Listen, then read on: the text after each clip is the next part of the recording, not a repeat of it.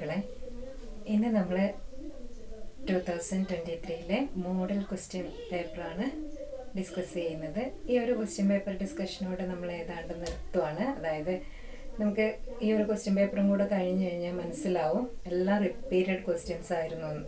അതുകൊണ്ട് തന്നെ ഇത്രയും ചെയ്തത് വെച്ച് നിങ്ങൾ പഠിച്ചു കഴിഞ്ഞാൽ തന്നെ നിങ്ങൾക്ക് നല്ല മാർക്ക് വാങ്ങാൻ പറ്റും. കഴിഞ്ഞ വീഡിയോയിൽ പറഞ്ഞതുപോലെ 80 ഔട്ട് ഓഫ് 80 മാർക്സ് കിട്ടാൻ ഒരു വിഷമവുമില്ല എക്കണോമിക്സിൽ. അതുകൊണ്ട് തന്നെ നന്നായിട്ട് ഇതുവരെയുള്ളതെല്ലാം തന്നെ പഠിക്കുക. അതേപോലെ പഠിച്ചു കഴിഞ്ഞ് കഴിഞ്ഞാൽ നിങ്ങൾക്ക് നിങ്ങളുടെ ഫ്രണ്ട്സിനെ കുറിച്ച് നല്ല കൺസേൺ ഉണ്ടാവുമല്ലോ അല്ലേ? അപ്പോൾ നിങ്ങളുടെ ഫ്രണ്ട്സിനും കൂടെ പരമാവധി ഷെയർ ചെയ്ത് കൊടുക്കുക. അവരുടെ നമ്മുടെ വീഡിയോ കാണട്ടെ, പഠിച്ച് നല്ല മാർക്ക് വാങ്ങട്ടെ. അതുപോലെ നിങ്ങൾക്ക് വീഡിയോ കണ്ട് അത് ഒരു ഉപകാരപ്പെട്ടു എന്ന് തോന്നുവാണെങ്കിൽ ഒന്ന് സബ്സ്ക്രൈബ് ചെയ്യുകയും ചെയ്യാം. നേരെ ക്ലാസ്സിലേക്ക് പോകാം. അപ്പോൾ 2023 മോഡൽ എക്സാമിനേഷൻ്റെ ക്വസ്റ്റ്യൻ പേപ്പറാണ്. പബ്ലിക് എക്സാമിൻ്റെ ക്വസ്റ്റ്യൻ പേപ്പർ നമ്മൾ ഓൾറെഡി ഡിസ്കസ് ചെയ്ത് കഴിഞ്ഞതാണല്ലോ അല്ലേ? അപ്പോൾ നോക്കാം. ഒന്നാമത്തെ ക്വസ്റ്റ്യൻ നോക്കിക്കോളൂ. എനി ഔട്ട് 10ൽ any out of any 8 out of 10 ആണ് എഴുതേണ്ടത് കേട്ടോ. 8 എണ്ണം 10 എണ്ണം തരും. അപ്പോൾ നമ്മൾ ആദ്യം കൂൾ ഓഫ് ടൈമിൽ മാർക്ക് ചെയ്ത് വെക്കണം. ഒന്നുകൂടെ പറയാണ്, 10 മാർക്കിൻ്റെ അല്ലേ എല്ലാം എഴുതിയേക്കാം എന്ന് വിചാരിച്ച് എഴുതരുത്. അപ്പോൾ നിങ്ങൾ 10 എണ്ണം അറ്റൻഡ് ചെയ്യുകയാണെങ്കിൽ ആദ്യത്തെ 8 എണ്ണമാണ് മാർക്ക് ചെയ്യുക. അതിനുശേഷം 9ഉം 10ഉം ശരിയാണെങ്കിൽ നിങ്ങൾക്ക് അതിൻ്റെ മാർക്ക് കിട്ടാനുള്ള ചാൻസ് വളരെ കുറവാണ്. അഥവാ ഫെയിലായി പോയവർക്ക് മാത്രമൊക്കെ കൊടുക്കാറുള്ളൂ സാധാരണ. ബാക്കിയുള്ളവർക്കൊന്നും തന്നെ എന്താണ് ആ ഒരു മാർക്ക് അഡീഷൻ കിട്ടാൻ വഴിയില്ല കേട്ടോ. അതുകൊണ്ട് ഫുള്ള് കറക്റ്റാണ് എന്നറിയുന്ന അല്ലെ ഷുവറായിട്ട് വരുന്ന 8 എണ്ണം മാർക്ക് ചെയ്ത് വെക്കുക. ബാക്കി 2 എണ്ണം ഇടുക. അപ്പം നോക്കാം. Goods and services which are purchased and used by ultimate consumers are known as. അതായത് അന്തിമ ഉപഭോക്താക്കൾ ഉപയോഗിക്കുന്ന സാധനങ്ങളുടെ പേരെന്താണ് എന്നാണ്. അപ്പോൾ പേരിൽ തന്നെ ഇവിടെ ഉണ്ടല്ലേ, ബി ആണ്, ഓപ്ഷൻ ബി ആണ്, കൺസ്യൂമർ ഗുഡ് ആണ് അല്ലേ. അപ്പം ഇനി രണ്ടാമത്തേത്, a firm cannot vary all its inputs in the production process. അതായത് ഒരു ഫേമിന് അതിൻ്റെ എല്ലാ ഇൻപുട്ടുകളും വേരിയബിൾ ആക്കാൻ പറ്റില്ല. If so which of the following is associated with above statement. അപ്പോൾ ഏതാണ് ഈ ഒരു പ്രൊഡക്ഷൻ എന്നാണ് നമ്മളോട് ചോദിക്കുന്നത്. പ്രൊഡക്ഷൻ പ്രോസസ്സ് ഏതാണെന്നാണ്. അപ്പോൾ എല്ലാത്തിനെയും വാരി ചെയ്യാൻ പറ്റാത്ത പീരിയഡിനെ നമ്മൾ വിളിക്കുന്ന പേര് ഷോർട്ട് റൺ പ്രൊഡക്ഷൻ ഫംഗ്ഷൻ എന്നാണല്ലേ ഓപ്ഷൻസിൽ മനസ്സിലാവുന്നത്. അപ്പോൾ ഇനി third question, the inputs used in the production process is known as. Production പ്രോസസ്സിൽ വിളിക്കുന്ന യൂസ് ചെയ്യുന്ന ഇൻപുട്ടുകളെ വിളിക്കുന്ന പേരെന്താണ് എന്നാണ്. അപ്പോൾ ഏതാണ് production, cost function, factors of production ഒക്കെ ഉണ്ടല്ലേ. അപ്പോൾ ഏതാണ് ഫാക്ടേഴ്സ് ഓഫ് പ്രൊഡക്ഷൻ അല്ലേ? ഇൻപുട്ടുകൾ ലാൻഡ്, ലേബർ, ക്യാപിറ്റൽ, എന്റർപ്രണർഷിപ്പ് ആണ്. അതിനെ വിളിക്കുന്ന പേരാണെന്ത്? Factors of production. Next fourth question, demand curve of a firm under perfect competition. എന്താണ് പെർഫെക്റ്റ് കോമ്പറ്റീഷനിലെ ഡിമാൻഡ് കർവ് എന്ന് പറയുന്നത്? പെർഫെക്റ്റ്ലി ഇലാസ്റ്റിക് ആണ് അല്ലേ. എങ്ങനെയാണ് പെർഫെക്റ്റ്ലി ഇലാസ്റ്റിക് ഡിമാൻഡ് കർവ് വരുന്നത് എന്നറിയാം. OX ആക്സിസിന് പാരലായിട്ട് വരുന്ന ഒരു കർവ് ആയിരിക്കും. നെക്സ്റ്റ് ഫിഫ്ത്ത് ക്വസ്റ്റ്യൻ, നമ്മൾ മലയാളത്തിൽ ഉള്ളത് പറയുന്നില്ല, ഇത് നോക്കി തന്നെ പഠിക്കാവുന്നതാണ് അല്ലേ. അപ്പോൾ next fifth question, which of the following associated with the problem of choice. താഴെ പറയുന്നത് ഏതാണ് തിരഞ്ഞെടുപ്പുമായി ബന്ധപ്പെട്ടത് എന്നാണ്. അപ്പോൾ എബണ്ടൻസോ, കഴിഞ്ഞൊരു ക്ലാസ്സിൽ നമ്മൾ ഇതിനെ ഡിസ്കസ് ചെയ്തായിരുന്നു അല്ലേ. അപ്പോൾ എബണ്ടൻസ് ഓഫ് റിസോഴ്സസ് ഉണ്ട്, എഫിഷ്യൻസി ഇൻ ടെക്നോളജി ഉണ്ട്, ഇൻക്രീസ് ഇൻ പ്രൊഡക്ടിവിറ്റി, സ്കേഴ്സിറ്റി. അപ്പോൾ ചോയ്സ് നടത്തുന്നതിൻ്റെ കാരണം എന്താണെന്നാണ് കഴിഞ്ഞ ക്ലാസ്സിൽ നമ്മൾ പറഞ്ഞിട്ടുണ്ട്. Scarcity, resources are limited and wants are unlimited, so the problem of choice arise. ഇതാണ് അല്ലേ. അപ്പോൾ സ്കേഴ്സിറ്റി ഓഫ് റിസോഴ്സസ് ആണ് കാരണം. Next sixth question, in the equation P1x1 plus P2x2 is equal to M. Slope of budget line. എന്താണ് slope of budget line? Budget ലൈനിൻ്റെ equation ആണ് തന്നിരിക്കുന്നത്. ഇതിൽ സ്ലോപ്പ് ഓഫ് ബഡ്ജറ്റ് ലൈൻ എന്ന് പറയുന്നത് എന്താണെന്നാണ്. ഏതാണ് ചോദ്യം? ഏതാണ് വരുന്നത്? മൈനസ് ഓഫ് P1/P2 ആണ് അല്ലേ. ബഡ്ജറ്റ് ലൈനിൻ്റെ ഇക്വേഷൻ മൈനസ് ഓഫ് P1/P2 എന്നതാണ്. Next, the apex monetary institution in India. ഇന്ത്യയിലെ അപ്പെക്സ് ഇൻസ്റ്റിറ്റ്യൂഷൻ എന്ന് പറയുന്നത് എന്താണ്? അപ്പെക്സ് മോണിറ്ററി ഇൻസ്റ്റിറ്റ്യൂഷൻ എന്ന് പറയുന്നത് സെൻട്രൽ ബാങ്ക് ആണല്ലേ. അപ്പോൾ സെൻട്രൽ ബാങ്ക് ഓഫ് ഇന്ത്യ എന്ന് പറയുന്നത് ഏതാണ്? റിസർവ് ബാങ്ക് ഓഫ് ഇന്ത്യ ആണല്ലേ. Next 8th question, annual functional statement of government. ഗവൺമെന്റിന്റെ ആനുവൽ സ്റ്റേറ്റ്മെന്റ് എന്ന് പറയുന്നത് എന്താണ്? ബഡ്ജറ്റ് ആണല്ലേ. Next, which of the following shows consumption function? ഇതിൽ താഴെ പറയുന്നതിൽ ഏതാണ് കൺസംഷൻ ഫംഗ്ഷൻ എന്നാണ്. അപ്പോൾ വളരെ കറക്റ്റായിട്ട് റിലേഷൻ നോക്കണം. Relation between consumption and saving അല്ല, relation between consumption and income ആണല്ലേ. ബി ആണ്. നെക്സ്റ്റ് 10th ക്വസ്റ്റ്യൻ ആണ്. 10th ക്വസ്റ്റ്യനിൽ the market in which national currencies are traded for one another. National കറൻസികൾ ട്രേഡ് ചെയ്യുന്ന മാർക്കറ്റിനെ വിളിക്കുന്ന പേരെന്താണ്? ഫോറിൻ എക്സ്ചേഞ്ച് മാർക്കറ്റ് ആണല്ലേ. നെക്സ്റ്റ്, അപ്പോൾ ഒബ്ജക്റ്റീവ് ക്വസ്റ്റ്യൻസ് കഴിഞ്ഞു. ഇനി 11 മുതൽ 15 വരെയുള്ള 5 ക്വസ്റ്റ്യൻസിൽ ഒരെണ്ണം നമുക്ക് ചോയ്സ് ഉണ്ട്. 4 എണ്ണം എഴുതിയാൽ മതി. 2 മാർക്ക് വെച്ചാണല്ലേ. അപ്പോൾ അടുത്ത question, list any 2 sources of capital receipts of government budget. Government ബഡ്ജറ്റിലുള്ള ക്യാപിറ്റൽ റെസിപ്റ്റ്സിന് 2 സോഴ്സുകൾ അല്ലെ 2 എക്സാമ്പിളുകൾ അഥവാ 2 സോഴ്സുകൾ എഴുതുക എന്നതാണ്. ക്യാപിറ്റൽ റെസിപ്റ്റ്, അതായത് നമ്മൾ ക്യാപിറ്റൽ റെസിപ്റ്റും ക്യാപിറ്റൽ എക്സ്പെൻഡിച്ചറും ഒക്കെ നമ്മൾ പഠിച്ചു കഴിഞ്ഞതാണ് അല്ലേ.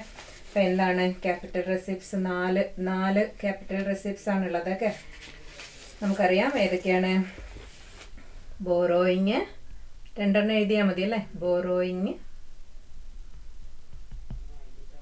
Disinvestment,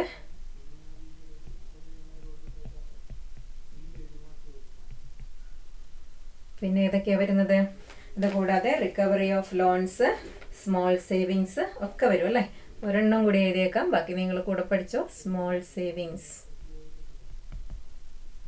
okay, next, write any 2 methods of cashless transactions other than currency notes and coins in an economy. നമ്മുടെ ഇക്കോണമിയിൽ ഏതൊക്കെയാണ് ക്യാഷ് ഇല്ലാതെ ട്രാൻസാക്ഷൻ നടത്തുന്ന മെത്തേഡുകൾ? നമുക്ക് എല്ലാവർക്കും അറിയാം അല്ലേ ഏതൊക്കെയാണ്?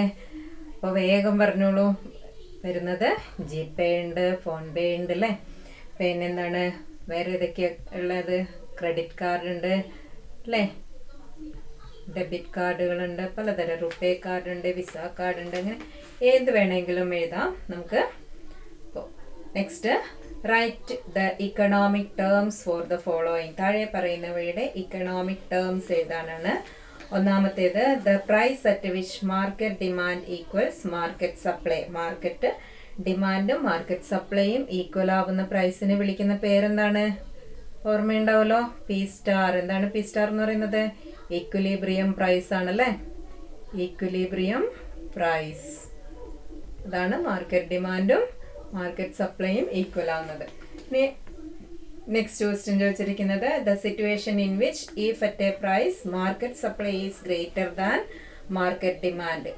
Market supply greater than demand എന്ന് പറയുമ്പോൾ ഏതാണ് വരുന്നത്? എക്സസ് സപ്ലൈ ആണല്ലേ. എക്സസ് സപ്ലൈ ആണ് ഉത്തരം. വളരെ ചെറിയ ഉത്തരങ്ങളേ ഉള്ളൂ അല്ലേ. അപ്പം നന്നായിട്ട് എഴുതുക. ആ ഒരു correct point, to the point answer കൊടുക്കാൻ പറ്റുന്ന ക്വസ്റ്റ്യൻസ് തന്നെയാണ് നമുക്ക് എല്ലാ ക്വസ്റ്റ്യൻ പേപ്പറിലും വന്നിരിക്കുന്നത്. അപ്പോൾ ഇനി 14th question, list any 2 features of total revenue curve of a firm under perfect competition. Perfect കോമ്പറ്റീഷനിലുള്ള റവന്യൂ TR കർവിൻ്റെ പ്രത്യേകതകളാണ്. എന്തൊക്കെയാണ് പ്രത്യേകതകൾ? Slopes up. ഒന്നാമത്തേത് എന്താണ്? Slopes upward. പിന്നെ അടുത്തത് എന്താണ്? റവന്യൂ കർവ് എപ്പോഴും എന്താണ്? രണ്ടാമത്തേത് 45 ഡിഗ്രി ലൈൻ ആയിരിക്കും അല്ലേ. 45 ഡിഗ്രി ലൈനാണ് റവന്യൂ കർവ്. ഇനി എന്താണ്? വെൻ ഔട്ട്പുട്ട് 0, TR 0 ആയിരിക്കും. സ്റ്റാർട്ട്സ് ഫ്രം 0 ആണല്ലേ. അപ്പോൾ മൂന്നാമത്തേത് വേണമെങ്കിൽ നമുക്ക് എഴുതാം. ഇഷ്ടംപോലെ എന്താണ് ഫീച്ചേഴ്സ് എഴുതാം. ഒരെണ്ണം കൂടി ഇവിടെ എഴുതുവാണ്. സ്റ്റാർട്ട്സ് അഥവാ 3 മാർക്കിന് ചോദിക്കുവാണെങ്കിൽ എഴുതാൻ. Starts from origin. ഒറിജിനിൽ നിന്നാണ് സ്റ്റാർട്ട് ചെയ്യുന്നത്. 3 പ്രത്യേകതകൾ നമ്മളിവിടെ എഴുതിയിട്ടുണ്ട്. ഇനി അടുത്തത് 15ാമത്തെ question. Find out the vertical intercept and horizontal intercept from the given budget line. താഴെ പറയുന്ന ബഡ്ജറ്റ് ലൈനിൽ നിന്നും എന്താണ് വെർട്ടിക്കൽ ഇന്റർസെപ്റ്റും ഹൊറിസോണ്ടൽ ഇന്റർസെപ്റ്റും കാണാനാണ് പറഞ്ഞിരിക്കുന്നത് അല്ലേ. അപ്പോൾ തന്നിരിക്കും P1x1 പ്ലസ് P2x2 ആണ് അല്ലേ, ഇസ് ഈക്വൽ ടു 20 എന്ന ബഡ്ജറ്റ് ലൈനാണ് ഇവിടെ എഴുതിയിരിക്കുന്നത്. ഇവിടെ P1 here P1 is equal to 5 ആണ്, P2 ഈസ് ഈക്വൽ ടു 2 ആണ് അല്ലേ, M എന്ന് പറയുന്നത് 20യുമാണ്. അപ്പോൾ horizontal intercept HI is equal to M/P1 എന്നാണ്. അപ്പോൾ എന്താ വരിക, 20/5 എന്ന് വരും അല്ലേ. 20/5 എന്ന് പറഞ്ഞാൽ എത്രയാണ്, 4 ആണ് അല്ലേ. ഇനി നമുക്ക് വെർട്ടിക്കൽ ഇന്റർസെപ്റ്റ് M/P2 എന്നാണ്. M/P2 ഈസ് ഈക്വൽ ടു 20/2 ആണ്, ദാറ്റ് ഈസ് ഈക്വൽ ടു 10. അപ്പോൾ 2 മാർക്ക് അതും ഒക്കെ ആയി. ഇനി നമുക്ക് എന്താണ് അടുത്ത ക്വസ്റ്റ്യനിലും ഇതേപോലെ തന്നെ ഓപ്ഷൻസ് ഉണ്ട്. 5 ക്വസ്റ്റ്യൻ തന്നിട്ട് 4 എണ്ണമേ നമുക്ക് എഴുതേണ്ടുള്ളൂ. 3 മാർക്കിൻ്റെ ക്വസ്റ്റ്യൻസ് ആണല്ലേ. അപ്പോൾ list 3 properties of indifference curve. Indifference കർവിൻ്റെ പ്രോപ്പർട്ടി നമ്മൾ ഡിസ്കസ് ചെയ്ത എല്ലാ ക്വസ്റ്റ്യനിലും തന്നെ വന്നിരിക്കുന്ന ഒരു ക്വസ്റ്റ്യൻ ആണല്ലേ. അതുകൊണ്ട് നിങ്ങൾക്ക് എല്ലാവർക്കും കൃത്യമായിട്ട് അറിയാമെന്നായിരിക്കുന്നു, ഞാനിവിടെ എഴുതുന്നില്ല. ഏതൊക്കെയാണ്, convex to origin, slopes downward from left to right, never intersect, and higher indifference curve shows higher levels of satisfaction അല്ലേ. അപ്പോൾ അടുത്തത് റിട്ടേൺസ് ടു സ്കെയിലിലെ 3 ലോസ് ഏതൊക്കെയാണെന്നുള്ളതാണ്. ഏതൊക്കെയാണ് returns to scale? Long run production തിയറിയാണ് റിട്ടേൺസ് ടു സ്കെയിൽ. അതിൻ്റെ 3 stages എന്ന് പറയുന്നത് ഇൻക്രീസിങ് റിട്ടേൺസ് ടു സ്കെയിൽ, രണ്ടാമത്തേത് കോൺസ്റ്റന്റ് റിട്ടേൺസ് ടു സ്കെയിൽ, മൂന്നാമത്തേത് diminishing returns to scale. Increasing returns to scale എന്ന് പറയുന്നത് എന്താണ്? It is a stage when proportionate change in factors of production inputs yield more than change in output അല്ലേ. ഇൻപുട്ടിലുണ്ടാവുന്ന ചേഞ്ചിനേക്കാളും കൂടുതൽ change ഔട്ട്പുട്ടിലുണ്ടാവുന്ന പീരീഡാണ് increasing returns to scale എന്ന് പറയുന്നത്. ഇനി കോൺസ്റ്റന്റ് റിട്ടേൺസ് ടു സ്കെയിൽ എന്ന് പറയുന്നത് എന്താണ്? Input and output changes proportionately, same proportionate മാനറിൽ ചേഞ്ച് ചെയ്യുമ്പോഴാണ് CRS വരുന്നത്. DRS എന്ന് പറയുന്നത് എന്താണ്? When input output increases less than proportionate to the increase in input. ഇൻപുട്ടിലുണ്ടാവുന്ന മാറ്റത്തെക്കാളും കുറഞ്ഞ മാറ്റം മാത്രം ഔട്ട്പുട്ടിലുണ്ടാവുന്ന സ്റ്റേജ് ആണ് അല്ലേ.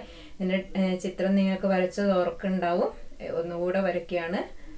X ആക്സിസും Y ആക്സിസും വരച്ചിട്ട്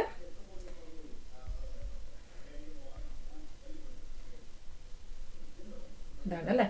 അപ്പോൾ ഇത് ഫസ്റ്റ് സ്റ്റേജ് ഇൻക്രീസിങ് റിട്ടേൺസ്, ഇത് സെക്കൻഡ് കോൺസ്റ്റന്റ് റിട്ടേൺസ്, ഇത് ഡിമിനിഷിങ് റിട്ടേൺസ്. അപ്പോൾ 3 IRS, CRS, DRS എന്ന് എഴുതിയാൽ മതി. ഓക്കെ, അപ്പോൾ നമുക്ക് ഫുൾ മാർക്കും കിട്ടും.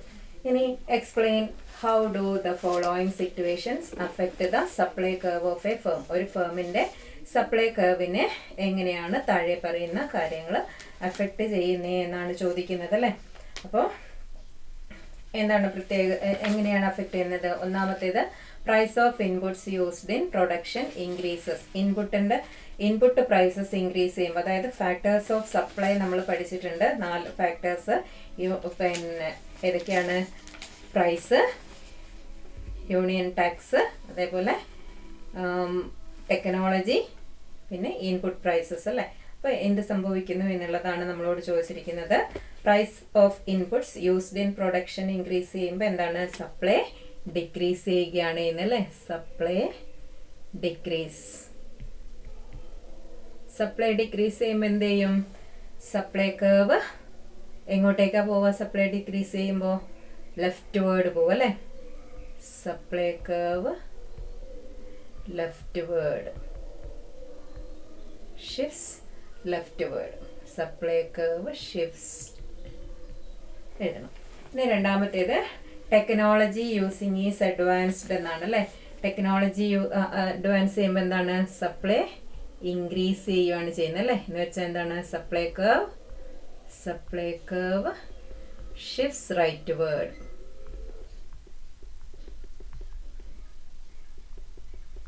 സപ്ലൈ കൂടുകയാണ് ചെയ്യുക. അപ്പോൾ എന്താ ചെയ്യുന്നത്? സപ്ലൈ കർവ് റൈറ്റ് വേർഡിലേക്ക് ഷിഫ്റ്റ് ചെയ്യും. അപ്പോൾ നെക്സ്റ്റ് 19ാമത്തെ ക്വസ്റ്റ്യൻ ആണ്. Classify the following variables into Stokes and flow എന്നാണ് ചോദ്യം. സ്റ്റോക്ക് എന്നും ഫ്ലോയും ഏതൊക്കെയാണെന്ന് പറയാണ് വേണ്ടത്.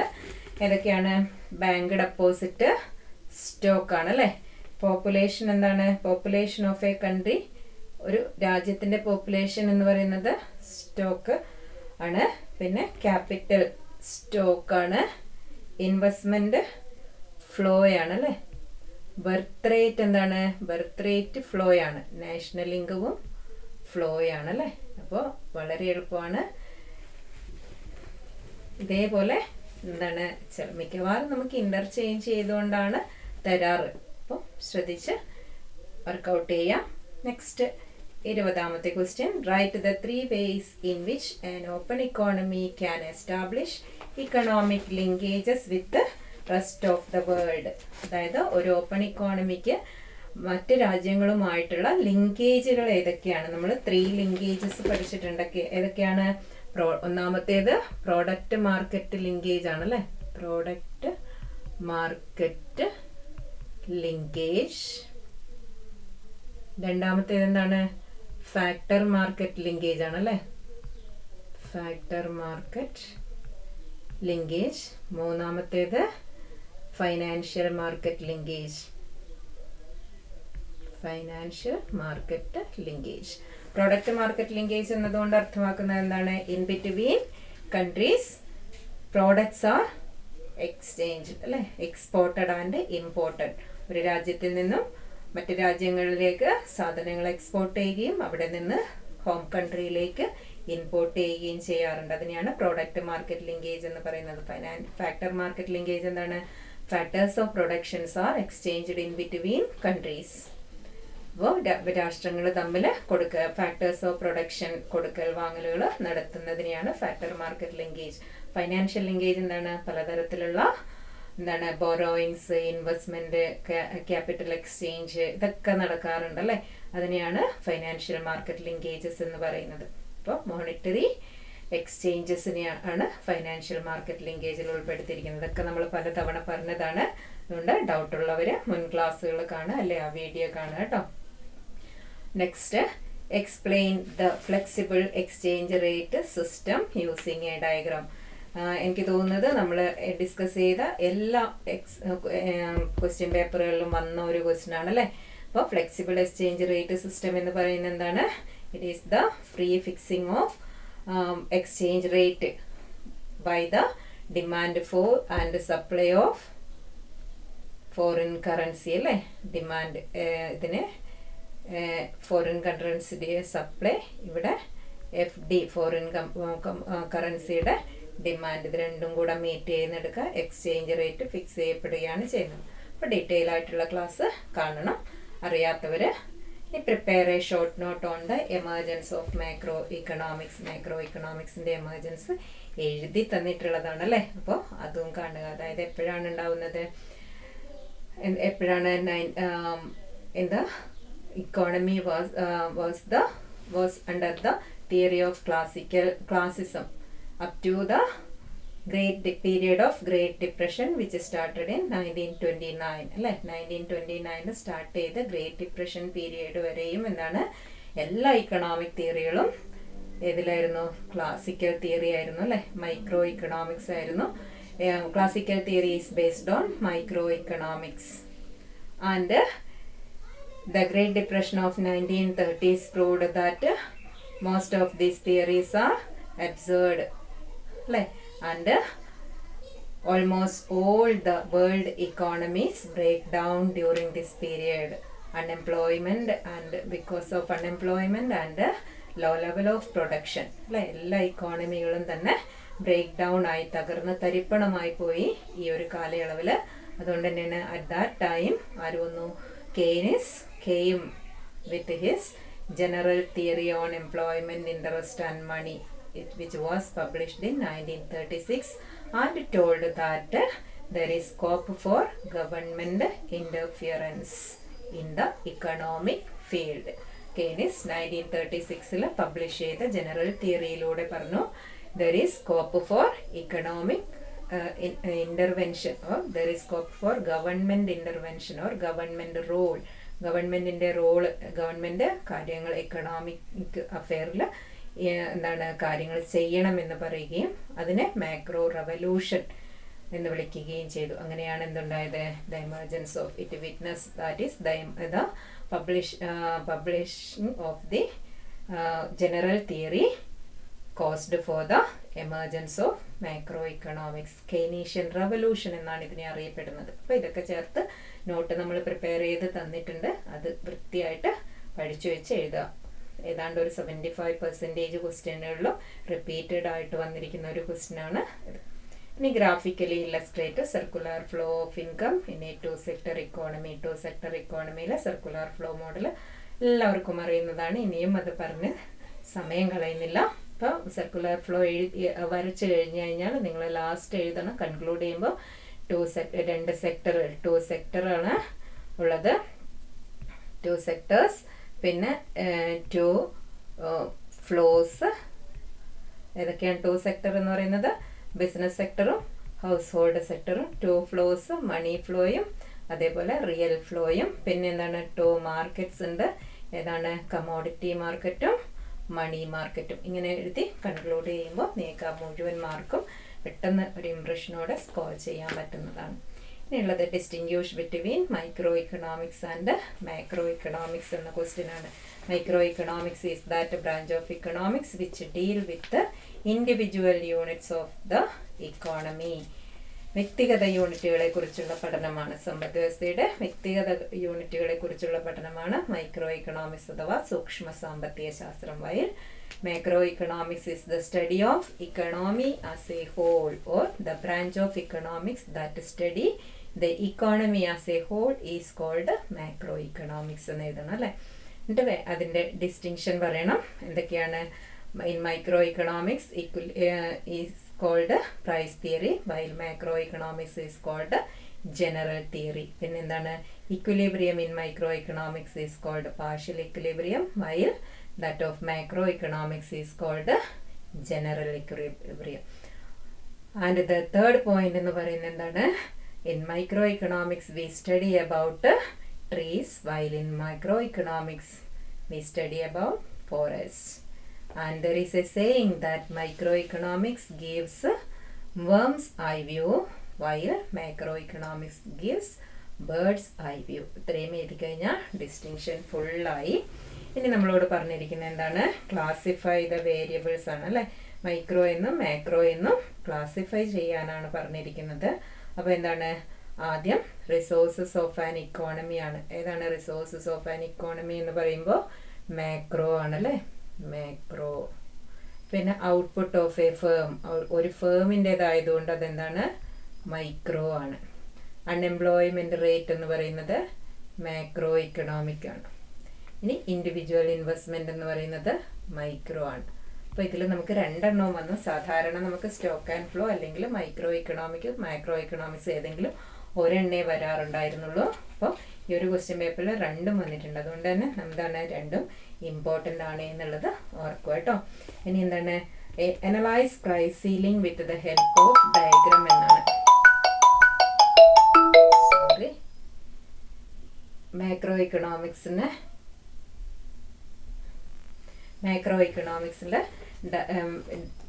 എന്താണ്? ആ ഒരു പ്രൈസ് സീലിംഗിനെ കാണിക്കുന്ന ഡയഗ്രാം നമ്മൾ വരയ്ക്കാണ് വേണ്ടത്. പ്രൈസ് സീലിംഗിൽ മൈക്രോ ഇക്കണോമിക്സിൽ എന്താണ്? ഇക്വിലിബ്രിയം ഫിക്സ് ചെയ്യുന്നത് നമ്മൾ പഠിച്ചിട്ടുണ്ട് അല്ലേ. എക്സസ് ഡിമാൻഡ്, എക്സസ് സപ്ലൈ ഒക്കെ പഠിച്ചിട്ടുണ്ട്. ഇക്വിലിബ്രിയം പ്രൈസ്, അവിടെയാണ് നമ്മൾ പ്രൈസ് സീലിങ്ങും ഫ്ലോർ പ്രൈസും പഠിക്കുന്നത്. അപ്പം നമുക്ക് പ്രൈസ് സീലിംഗ് എങ്ങനെയാണ് വരുന്നത്? ഇക്വിലിബ്രിയം ആദ്യം വരയ്ക്കണം. പ്രൈസ് സീലിംഗ് എക്സ്പ്ലെയിൻ ചെയ്യണം അല്ലേ ആദ്യം. അപ്പോൾ ഡിമാൻഡ് സപ്ലൈ രണ്ടും മീറ്റ് ചെയ്യുന്നിടത്ത് എന്താണ്? ക്യൂ സ്റ്റാർ ആണ് ഇക്വിലിബ്രിയം ഔട്ട്പുട്ട്. പി സ്റ്റാർ എന്ന് പറയുന്നത് ഇക്വിലിബ്രിയം പ്രൈസ്, ഇക്വിലിബ്രിയം. അപ്പോൾ ഇക്വിലിബ്രിയം പ്രൈസ് വളരെ വലുതാവുമ്പോൾ അല്ലെങ്കിൽ കൺസ്യൂമേഴ്സിനെ സംരക്ഷിക്കാൻ വേണ്ടി ഇക്വിലിബ്രിയം പ്രൈസിനേക്കാളും കുറഞ്ഞ ഒരു പ്രൈസ് ഫിക്സ് ചെയ്യുന്നതിനെയാണ് സീലിംഗ് പ്രൈസ് എന്ന് വിളിക്കുന്നത് അല്ലേ, അതായത് വില പരിധി എന്ന് പറയുന്നത്. Price ceiling is the price fixed by the government which is less than the equilibrium price. അപ്പോൾ ഇക്വിലിബ്രിയം പ്രൈസ് ഫിക്സ് ചെയ്യുന്നത് എവിടെയായിരിക്കും? ലെസ് ദാൻ ഇക്വിലിബ്രിയം പ്രൈസ് ആണല്ലേ. അപ്പോൾ പി സി എന്ന് പറയുന്നത് കുറവാണ്. അപ്പോൾ പി സിയുടെ റിസൾട്ട് എന്ന് പറയുന്നത് എന്താണ്? പി സി ഉണ്ടാകുമ്പോൾ അവിടെ എക്സസ് ഡിമാൻഡ് ഉണ്ടാവുന്നു എന്നുള്ളതാണ്. എക്സസ് ഡിമാൻഡ് ഉണ്ടാവുന്നത് കൊണ്ടാണ് പ്രൈസ് സീലിംഗിൻ്റെ എക്സാമ്പിളായിട്ട് നമ്മൾ പറയുന്നത് സപ്ലൈക്കോ ഒക്കെയാണ് അല്ലേ. സപ്ലൈക്കോയിലൊക്കെ സാധനങ്ങളൊക്കെ വരുമ്പോൾ ഒരുപാട് ആൾക്കാർ റോഡ് വരെയൊക്കെ ക്യൂ നീളുന്നത് കാണാറുണ്ടല്ലേ. അതെന്തുകൊണ്ടാണ്? ഈ എക്സസ് ഡിമാൻഡ് വരുന്നത് കൊണ്ടാണ്. ഓക്കെ, അപ്പോൾ അതിൻ്റെ എഫക്റ്റ് കൂടെ പഠിച്ചു വെക്കണം. അപ്പം നമ്മളിവിടെ ഈ ഒരു ഇതിൽ എഫക്റ്റ് ചോദിച്ചിട്ടില്ല, 5 മാർക്സിനാണ് ചോദിക്കുന്നതെങ്കിൽ എഫക്റ്റ് കൂടെ ചോദിക്കാം. അപ്പോൾ പ്രൈസ് സീലിങ്ങും ഫ്ലോർ പ്രൈസും പഠിക്കണം കേട്ടോ. അപ്പോൾ next question, analyse the optimal choice of the consumer by drawing indifference curve and budget line. Indifference കർവും ബഡ്ജറ്റ് ലൈനും വരച്ച് optimal consumer choice. Optimal consumer choice എന്ന് പറയുന്നത് എന്താണ്? കൺസ്യൂമർ ഇക്വിലിബ്രിയം ആണല്ലേ. പേര് കേൾക്കുമ്പോൾ ഒപ്റ്റിമം ചോയ്സ് എന്നൊക്കെ പറയുന്നത് നമ്മളെ കൺഫ്യൂസ്ഡ് ആക്കാൻ വേണ്ടിയാണ്.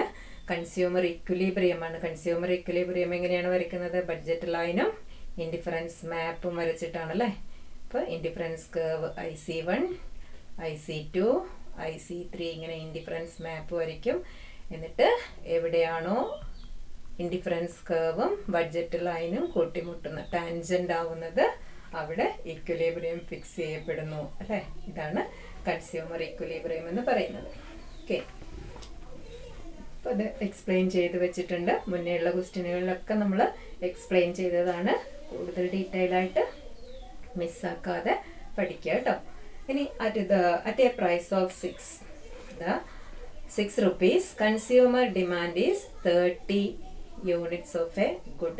അതായത് പ്രൈസ് പി എന്ന് പറയുന്നത് 6 rupees ആണ്. ക്യൂ എന്ന് പറയുന്നത് എത്രയാ? 30 അല്ലേ, 30 യൂണിറ്റുകളാണ്.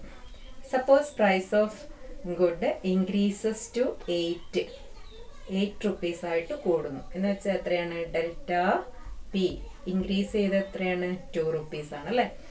Demand of the good falls to 24 units. അപ്പോൾ ഡിമാൻഡ് എന്ന് പറയുന്നത് ഡെൽറ്റ ക്യൂ ആണല്ലേ. ഡിമാൻഡിൽ എത്രയാണ് വരുന്നത്? ഡെൽറ്റ ക്യൂവിൽ വരുന്നത് 30ൽ നിന്നും 24 ആയിട്ട് കുറയുകയാണ് ചെയ്തത്. അപ്പോൾ എന്ത് പറ്റി? 30ഉം 24ഉം തമ്മിലുള്ള ഡിഫറൻസ് 6. ഇനി നമ്മളോട് പറഞ്ഞിരിക്കുന്നത് എന്താണ്? Calculate price elasticity of demand എന്നാണ്. Price elasticity of demand calculate ചെയ്യുന്ന ഫോർമുല അറിയാം. EP is equal to delta Q by delta P into P by Q എന്നാണ് അല്ലേ. ഇനി വാല്യൂ സബ്സ്റ്റിറ്റ്യൂട്ട് ചെയ്യാം. ഡെൽറ്റ ക്യൂ എന്ന് പറയുന്നത് 6/2 ഇൻറ്റു P 6 by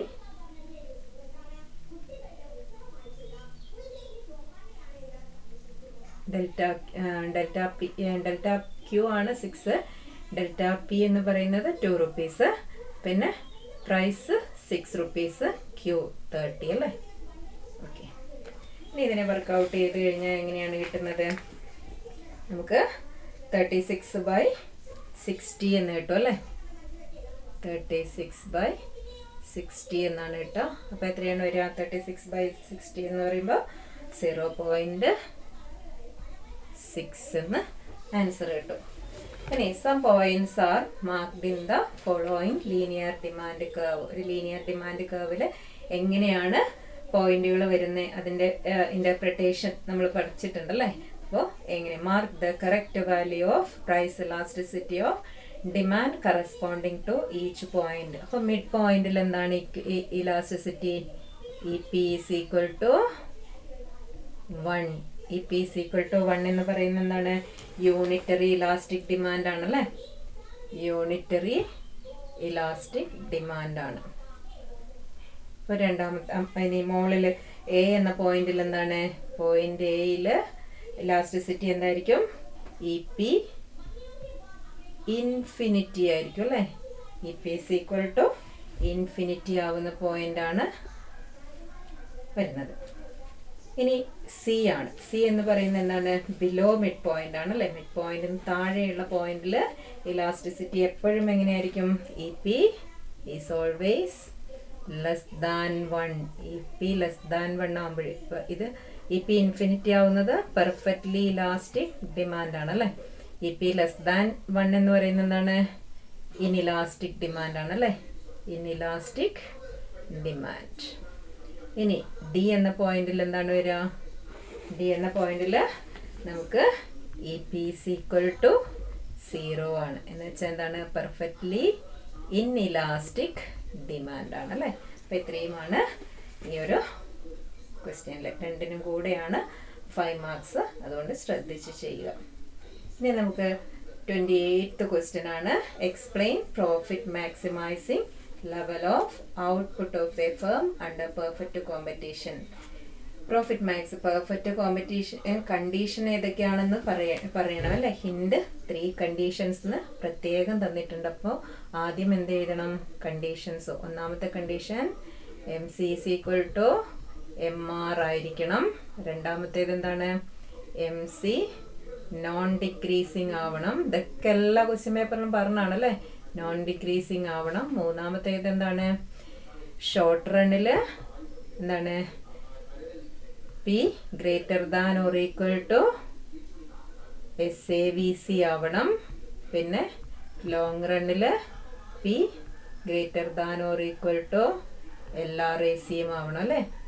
ഇനി എങ്ങനെയാണ് അതിൻ്റെ ഡയഗ്രാം വരയ്ക്കുന്നതെന്നും നമ്മൾ പഠിച്ചതാണ്. എന്നാലും ജസ്റ്റ് ഒന്നുകൂടെ പറയുകയാണ്, തെറ്റിക്കരുത് ഡയഗ്രാം. ഇത് P is equal to AR is equal to MR is equal to D ആണല്ലേ. ഓക്കെ, അപ്പോൾ ഇവിടെ നിന്ന് നമുക്ക് SACയും SMCയും വരക്കണം. SAC താഴെ SMC, MCയും MRും മീറ്റ് ചെയ്യുന്നിടത്ത് ഇക്വിലിബ്രിയം പോയിന്റ്. അവിടെ നിന്ന് നേരെ താഴോട്ട് വരച്ചു കഴിഞ്ഞാൽ ഇക്വിലിബ്രിയം ഔട്ട്പുട്ട്. ഇവിടെ ACയെ കട്ട് ചെയ്യുന്നിടയ്ക്കാണ് മാർക്കറ്റ് പ്രൈസ്. മാർക്കറ്റ് പ്രൈസും ഇക്വിലിബ്രിയം പ്രൈസും തമ്മിലുള്ള ഡിഫറൻസ് എന്താണ്? അബ്നോർമൽ പ്രോഫിറ്റ് അല്ലേ. Shaded area shows abnormal profit. Next ചോദ്യം ചോദിച്ചിരിക്കുന്നത്, right the components of aggregate demand in a 2 sector economy. ഒരു 2 സെക്ടർ ഇക്കോണമിയിലെ ഏതാണ് aggregate demand? AD is equal to, sector ഇക്കോണമിയിൽ AD ഈസ് ഈക്വൽ ടു എന്താണ്? Aggregate demand is equal to C plus I ആണല്ലേ. അപ്പോൾ എന്താണ്?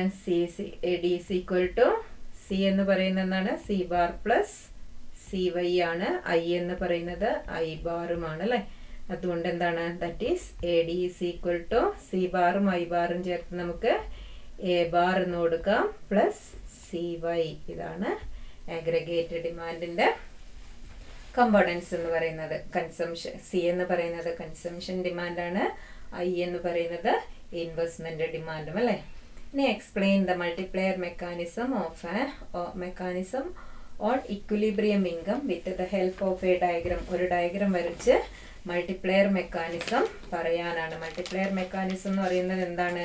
നമ്മൾക്ക് എ ബാറിൽ വരുന്ന വ്യത്യാസമാണ് അല്ലേ. എ ബാറിൽ വരുന്ന വ്യത്യാസം കൊണ്ട് നമ്മൾ വരച്ച് കാണിക്കുകയാണ് ചെയ്യേണ്ടത്. അപ്പോൾ എങ്ങനെയാണ് വരയ്ക്കുക? മൾട്ടിപ്ലയർ മെക്കാനിസം കാണിക്കാം. നമ്മൾ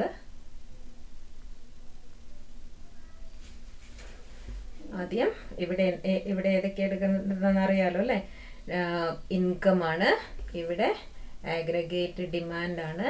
ഇനി ആഗ്രിഗേറ്റ് സപ്ലൈ നമ്മൾ 45 ഡിഗ്രി ലൈന് ആഗ്രിഗേറ്റ് സപ്ലൈ വരയ്ക്കണം. AS ഈക്വൽ ടു Y ആണല്ലേ. C പ്ലസ് S ആണ്. C പ്ലസ് S ഇതാണ് ഇൻകം ലൈൻ എന്ന് പറയുന്നത്. ഇനി നമ്മൾ 2 സെക്ടർ മോഡലിൽ ഏതാണ്? Aggregate demand AD is equal to A bar plus CY എന്ന് വരയ്ക്കുന്നു. അപ്പോൾ ഇത് മീറ്റ് ചെയ്യുന്നെടുക്കുക. ഇൻകം ഫിക്സ് ചെയ്യുന്നു Y സ്റ്റാർ അല്ലേ. അപ്പോൾ ഇനി എന്താണ്? ഇതിനെ നമ്മൾ എന്ത് പറയും? A ബാർ ആണ് ഇവിടെ കാണിക്കുന്നത്. ഇനി I ബാറിലോ C ബാറിലോ, അതായത് ഓട്ടോണമസ് പാർട്ടിൽ വരുന്ന autonomous consumption or autonomous investment. ഇതിലേതെങ്കിലും വ്യത്യാസം വരുമ്പോൾ എ ഡി കർവ് എന്ത് ചെയ്യും? ഷിഫ്റ്റ് ചെയ്യും അല്ലേ? എ ഡി കർവ് AD1 ആയിട്ട് ഷിഫ്റ്റ് ചെയ്യും. അപ്പോൾ AD1 ഈസ് ഈക്വൽ ടു അല്ലെ AD dash is equal to A1 dash plus CY എന്ന് എഴുതും. അപ്പോൾ ഈ ഷിഫ്റ്റ് ഇത് A1 ബാർ ആണ് അല്ലേ? അപ്പോൾ ഇത്രയും ഈ ഒരു ഷിഫ്റ്റ് എന്ത് ചെയ്തു? ഇൻകത്തിൽ വളരെയധികം വർധനവുണ്ടാക്കി. ഇൻകം വർധനവ് എത്രയാണ്? ഇത്രയും വർധനവ് വരുന്നുണ്ടല്ലേ? ഈ ഒരു ചേഞ്ചിനെയാണ് മൾട്ടിപ്ലയർ മെക്കാനിസം എന്ന് പറയുന്നത്. അപ്പോൾ എന്താണ്? Delta Y is equal to K delta I എന്നാണ് അല്ലേ? Y is equal to K delta. അപ്പോൾ ആ ഒരു ഫോർമുലയും എഴുതും. അപ്പോൾ ഇതാണ് നമുക്ക് ഇൻവെസ്റ്റ്മെന്റ് മൾട്ടിപ്ലയർ കാണിക്കുന്നത്. അപ്പോൾ ഇതിനെ നമുക്ക് എന്ത് ചെയ്യാം? ഇതിനെ നമുക്ക് ഡെൽറ്റ I എന്ന് കൊടുക്കാം അല്ലേ? ഇത് ഇൻവെസ്റ്റ്മെന്റ് ഡെൽറ്റ I ഇൻവെസ്റ്റ്മെന്റിലുണ്ടായ മാറ്റമാണെന്ന് ഇരിക്കുക. ഇത് ഡെൽറ്റ Y ഇൻകത്തിലുണ്ടാവുന്ന മാറ്റം. അപ്പോൾ എന്താണ്? K is equal to delta Y by അല്ലേ? Delta I by delta Y. Okay, K is equal to അതും കൂടെ എഴുതാം. K multiplier effect K is equal to delta I by delta Y. അല്ലെങ്കിൽ എന്താ എഴുതാം? Delta Y is equal to or എങ്ങനെ എഴുതാം? Delta Y is equal to K delta I എന്നും എഴുതാം. ഓക്കെ, അപ്പോൾ ഇതാണ് ഇൻവെസ്റ്റ്മെന്റ് മൾട്ടിപ്ലയർ. ഇനി നമ്മളോട് ചോദിച്ചിരിക്കുന്നത് എന്താണ്? 30th ക്വസ്റ്റ്യൻ ആണ്. Right any 2 features of public goods. Public ഗുഡ്സിന്റെ 2 ഫീച്ചറുകളാണ് എഴുതാൻ പറഞ്ഞിരിക്കുന്നത്. ഏതൊക്കെയാണ് 2 ഫീച്ചേഴ്സ് പബ്ലിക് ഗുഡിന്റെ? പബ്ലിക് ഗുഡിന്റെ ഫീച്ചർ ഒന്നാം ഇവിടെ എഴുതാം നമുക്ക്. ഒന്ന് നോൺ റൈവൽ അല്ലേ? Non rival. രണ്ടാമത്തേത് എന്താണ്? Non excludable. 2 ഫീച്ചറുകളായി.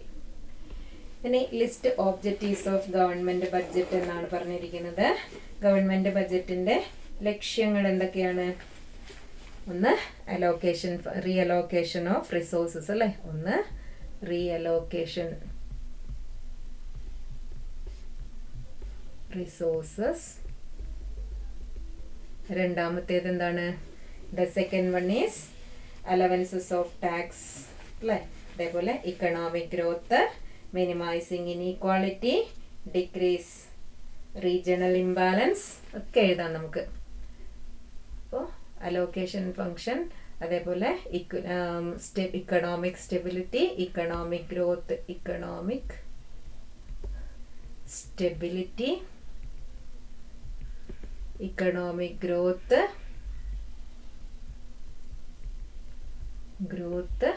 പിന്നെ reduce inequality,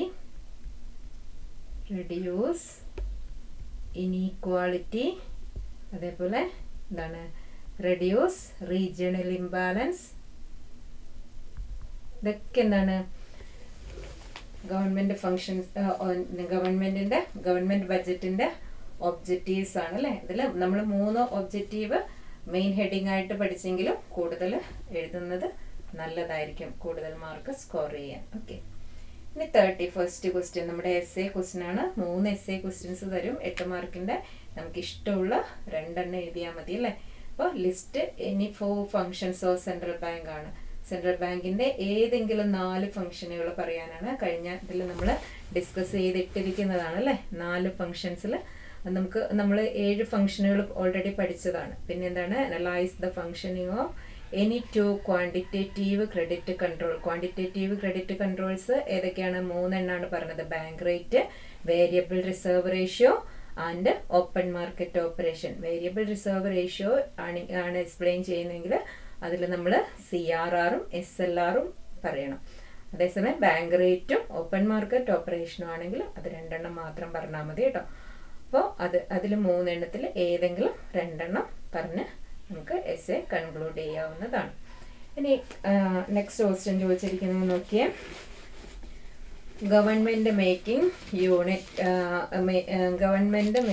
unit produces a garment making unit produces 200 shirts and sells it at a price 500 each. Raw materials worth 20,000 rupees is used and depreciation charges 5,000 during the production period. Calculate value added and net value added of the unit എന്നാണ് ചോദിച്ചിരിക്കുന്നത് അല്ലേ. അപ്പം എങ്ങനെയാണ് കാണുന്നത്? ആദ്യം നമ്മൾ ഇത് product മെത്തേഡിൽ കാണുന്നതാണ് അല്ലേ. അപ്പോൾ ആദ്യം നമ്മൾ എന്ത് ചെയ്യണം? മൊത്തം സാധനത്തിൻ്റെ വില കാണണം. ക്യൂ എന്താണ്? Q is equal to P into Q ആണല്ലേ. അപ്പം Z is equal to P Q, that is equal to എന്താണ്? 200 ഇൻറ്റു 500 അല്ലേ. അപ്പോൾ എത്ര വരും? That is equal to 1 lakh. Okay, ഇനി എന്താണ് ഇതിൽ സെഡ് എന്ന് പറയുന്നത്? എന്താണ് ഇതിൽ ഇന്റർമീഡിയറ്റ് കൺസംഷൻ എത്രയാണ്? ഇന്റർമീഡിയറ്റ് ഇവിടെ ഇതിനെ നമുക്ക് ക്യൂ എന്ന് കൊടുക്കാം. Intermediate consumption Z is equal to എന്താണ്? സെഡ് ഈസ് ഈക്വൽ ടു ഇവിടെ പറഞ്ഞിട്ടുണ്ട് എത്ര രൂപയാണ്? 2,000 rupees ആണ് റോ മെറ്റീരിയൽ. ഇന്റർമീഡിയറ്റ് കൺസംഷന് പോകുന്നത് 20,000 rupees ആണ് അല്ലേ. 20,000 rupees ഇന്റർമീഡിയറ്റ് കൺസംഷന് പോകും. അപ്പം എത്രയാണ് വാല്യൂ? ഇന്റർമീഡിയറ്റ് കൺസംഷൻ കുറച്ച് കഴിഞ്ഞാൽ ഗ്രോസ് വാല്യൂ ആഡഡ് ആണ് അല്ലേ, GVA. ഗ്രോസ് വാല്യൂ ആഡഡ് എന്ന് പറയുന്നത് 1 lakh മൈനസ് 20,000, അപ്പോൾ 80,000 എന്ന് കിട്ടും. ഇനി അതിൽ നിന്ന് എന്ത് കാണണം? നമ്മൾ NVA കാണണം അല്ലേ. NVA എങ്ങനെയാണ്? NVA is equal to GVA minus depreciation ആണ്. അപ്പോൾ എന്താണ് വരിക? ഇത് വന്നത് എങ്ങനെയാണ്? GVA വന്നിരിക്കുന്നത് എങ്ങനെയാണ്? 1 lakh മൈനസ് 20,000 ആണ് കേട്ടോ. ഇനി നെക്സ്റ്റ് എന്താണ്? GVA minus depreciation. അപ്പോൾ എന്ത് വരും? 80,000 മൈനസ് 5,000 ആണ് ഡിപ്രീസിയേഷൻ അല്ലേ. അപ്പോൾ എന്ത് വരും? 75,000 rupees ആണ് വരുന്നത്. ഇത് നമ്മളോട് ചോദിച്ചിരിക്കുന്നത് എന്താണ്? ഇതാണ് നെറ്റ് വാല്യൂ ആഡഡ്.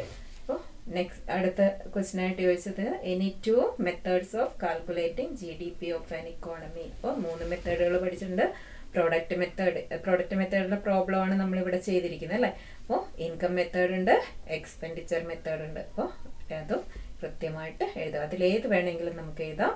അപ്പോൾ പഠിച്ചു വെച്ചിരിക്കുന്നത് ഒന്നുകൂടെ റിഫ്രഷ് ചെയ്ത് പഠിക്കാം, ഒരു പോയിന്റ് വിട്ടുപോകാതെ. ഇനി നമ്മളോട് ചോദിച്ചിരിക്കുന്ന ക്വസ്റ്റ്യൻ എന്താണെന്ന് നോക്കിയേ. അടുത്ത ക്വസ്റ്റ്യൻ എന്താണ്? നമ്മൾ എന്നും എപ്പോഴും എല്ലാത്തിലും വരുന്ന ക്വസ്റ്റ്യൻ ആണ് കോസ്റ്റ് കർവുകളുടെ അല്ലേ, കോസ്റ്റ് ഫില്ല് ചെയ്യാനുള്ള ക്വസ്റ്റ്യൻ. അപ്പോൾ കോസ്റ്റ് ഫില്ല് ചെയ്യുമ്പോൾ എങ്ങനെ ഫില്ല് ചെയ്യാം? നമുക്ക് തന്നിരിക്കുന്നത് ഔട്ട്പുട്ട് ഉണ്ട്, TC ഉണ്ട് അല്ലേ. ഇനി TFC, TVC, ABC, AFC, AC, MC ഇതൊക്കെ നമ്മൾ കണ്ടുപിടിക്കണം. അപ്പോൾ എന്താണ്? TFC ഫില്ല് ചെയ്യാം. TFC ആദ്യത്തെ യൂണിറ്റിൻ്റെത് 100 യൂണിറ്റ് ആണെങ്കിൽ എല്ലാം എന്തായിരിക്കും? 100 യൂണിറ്റ് തന്നെ ആയിരിക്കും അല്ലേ. TFCയിൽ മാറ്റമില്ല. അപ്പോൾ എല്ലാം നമ്മൾ 100 തന്നെ എഴുതും. ഓക്കെ, ഇനി എന്താണ്? ABC ആണല്ലേ, TVC ആണല്ലേ. TVC എന്ന് പറയുന്നത് എന്താണ്? TC മൈനസ് TFC ആണ്. TCയിൽ നിന്നും TFC മൈനസ് ചെയ്താൽ നമുക്ക് TVC കിട്ടും അല്ലേ. അപ്പോൾ മൈനസ് ചെയ്യാം. 100 മൈനസ് 100 0. ഇനി 120 മൈനസ് 100 20. 140 മൈനസ് 100 40. 150 മൈനസ് 100 50. അടുത്തത് 155 മൈനസ് 100 എത്രയാണ്? 55 അല്ലേ, 55. Then 170 minus 100 70. 200 minus 100 100. നമുക്ക് വേരിയബിൾ കോസ്റ്റ് കിട്ടി. ഇനി എന്ത് ചെയ്യണം? ABC എന്ന് പറയുന്നത് എന്താണ്? TVC by Q ആണല്ലേ. TVC by Q ആണ്. അതായത് ഈ കോളത്തെ ഈ ഔട്ട്പുട്ട് കോളം കൊണ്ട് ഡിവൈഡ് ചെയ്യുക. 0 divided by 0 dash. 20 divided by 1 20. Next 40 divided by 2 20 അല്ലേ. ഇനി 50 divided by 3 16.7. അടുത്തത് എത്രയാണ്? 55 divided by 4 ആണ് അല്ലേ. അപ്പോൾ എത്ര വരും? 13.75. നെക്സ്റ്റ് 70 ഡിവൈഡഡ് ബൈ 5 ആണ് അല്ലേ. 70 ഡിവൈഡഡ് ബൈ 4 എത്രയാണ്? 14 വരും അല്ലേ. നെക്സ്റ്റ് 100 ഡിവൈഡഡ് ബൈ 6 ആണ്. 100 ഡിവൈഡഡ് ബൈ 6 എന്ന് പറയുമ്പോൾ 16.7. ഇനി AFC ആണ്. AFC എന്ന് പറയുന്നത് എന്താണ്? TFC ബൈ Q ആണ് അല്ലേ. TFCയെ Q കൊണ്ട് ഡിവൈഡ് ചെയ്താലാണ് നമുക്ക് എന്ത് കിട്ടുക? AFC കിട്ടുക. അതായത് 100നെ 0 കൊണ്ട് ഡിവൈഡ് ചെയ്യുക, 1 കൊണ്ട്, 2 കൊണ്ട്, 3 കൊണ്ട്, 4 ഓരോന്നും കൊണ്ട് ഡിവൈഡ് ചെയ്തെടുത്താൽ മതി. അപ്പോൾ ഫസ്റ്റ് യൂണിറ്റ് ഡാഷ് ഇടുക.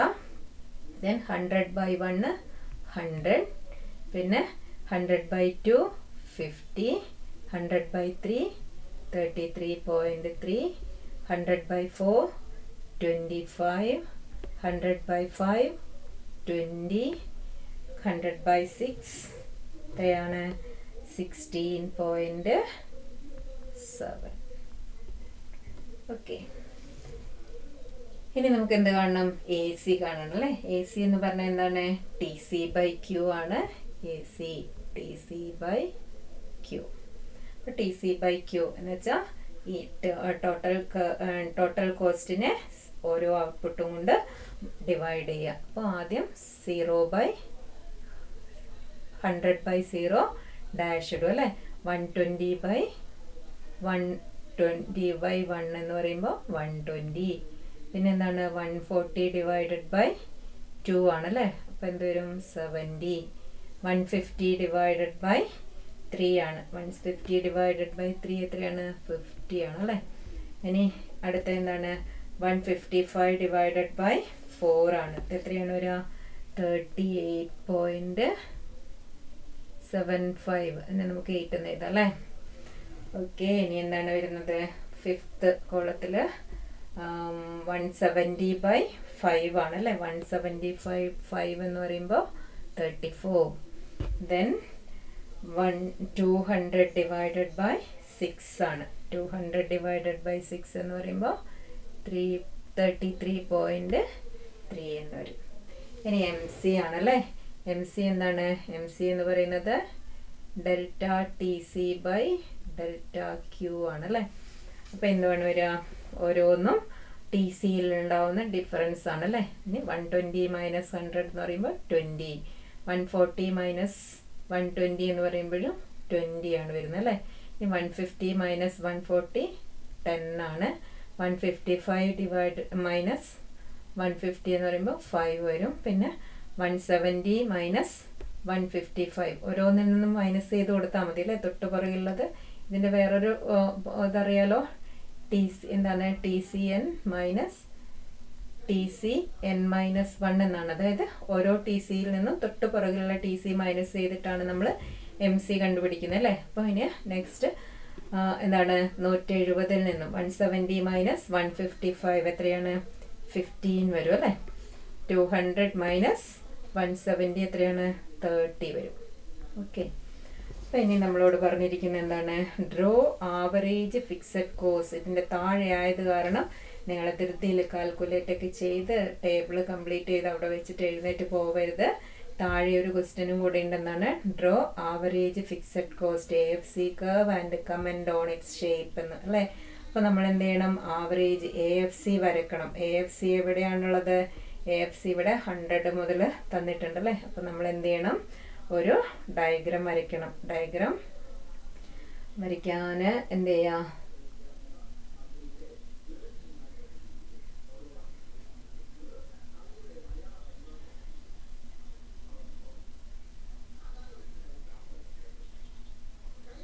അപ്പോൾ വരയ്ക്കുമ്പോൾ 0 1 2 3 4 5 6 നിങ്ങൾ മെഷർമെൻ്റ് ഒക്കെ എടുത്ത് വരയ്ക്കണം കേട്ടോ. ഇവിടെ 10 20 30 40 50 60 70 80 90 100 വരെ വരച്ചിട്ടുണ്ട് കേട്ടോ. എന്നിട്ട് എന്ത് ചെയ്യണം? ആദ്യം AFC കർവിന് വരയ്ക്കുകയാണ് വേണ്ടത് അല്ലേ? AFC കർവിൽ 0 യൂണിറ്റിൽ AFC ഇല്ല അല്ലേ? അപ്പോൾ ഫസ്റ്റ് യൂണിറ്റിൻ്റെ AFC ആണ് 100 വന്നിരിക്കുന്നത്. ഫസ്റ്റ് യൂണിറ്റിൻ്റെ AFC 100 ആണ് തന്നിട്ടുള്ളത്. നമുക്ക് ഫസ്റ്റ് യൂണിറ്റിന് ഇവിടെ എന്ത് ചെയ്യും? 100ന് നേർക്ക് മാർക്ക് ചെയ്തു. ഇനി സെക്കൻഡ് യൂണിറ്റ് എത്രയാണ്? സെക്കൻഡ് യൂണിറ്റിൻ്റെ AFC 50 ആണ്. അപ്പോൾ സെക്കൻഡ് യൂണിറ്റിന് നേരെ 50 മാർക്ക് ചെയ്തു. തേർഡ് യൂണിറ്റിൻ്റെ അത് എത്രയാ? 33.3 ആണല്ലേ? 33.3. ഫോർത്ത് യൂണിറ്റിൻ്റെത് 25 ആണ്. അപ്പോൾ 25 എന്ന് മാർക്ക് ചെയ്തു. ഫിഫ്ത്ത് യൂണിറ്റിൻ്റെത് 20 ആണല്ലേ? സിക്സ്ത് യൂണിറ്റിൻ്റെത് 16 പോയിൻ്റ് ആണ്. അപ്പോൾ ഇതെല്ലാം കൂടെ ചേർത്ത് ഡയഗ്രാം വരയ്ക്കുക. അപ്പം എന്താണ്? ഇതാണ് AFC കർവ് അല്ലേ? AFC കർവിൻ്റെ ഷേപ്പ് എന്താണ്? AFC കർവ് ഈസ് റെക്ടാങ്കുലർ, അല്ലെങ്കിൽ curve has rectangular hyperbola, has a shape of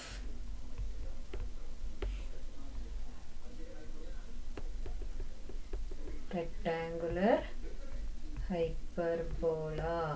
ഇത് എഴുതണം, എന്നാലേ നമുക്ക് 8 മാർക്ക് കിട്ടുള്ളൂ. അപ്പോൾ AFC curve has a shape of rectangular hyperbola. AFC curve അല്ലെങ്കിൽ ഇവിടെ പേര് മാത്രം എഴുതിയാൽ മതി. AFC is റെക്ടാങ്കുലർ ഹൈപ്പർബോള എന്ന് എഴുതിയാൽ മതി. അപ്പോൾ നമ്മൾ പോയിന്റ് മാർക്ക് ചെയ്യുന്നത് മനസ്സിലായല്ലോ? കൃത്യമായിട്ട് ഇത്രയും ചെയ്ത് കഴിഞ്ഞാൽ 8 മാർക്ക് കിട്ടുള്ളൂ. അപ്പം എന്ത് ചെയ്യുക?